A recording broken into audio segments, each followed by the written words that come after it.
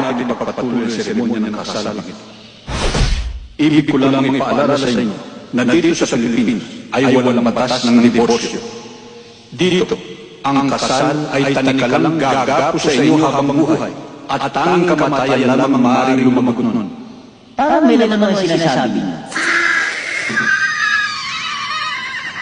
Pinulak ang mata. Tinatanggap mo ba na bukal sa loob mo na makaisang dibdibang babaeng ito na iyong mamahalin, paglilingkuran, makakasama bilang asawa mo habang buhay? Opo, Padre.